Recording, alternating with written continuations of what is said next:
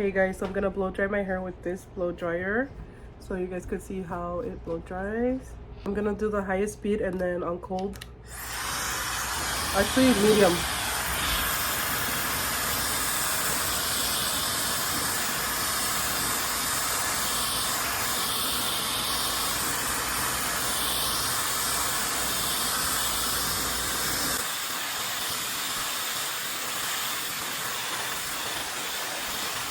So it blow dries pretty fast.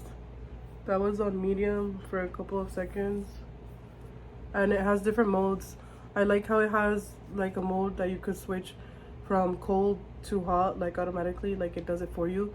And it has warm, medium, and also cold. And then it has a high setting, a low setting, and then a medium setting for the air. And as you guys can see, like it blew out a lot of air. Like,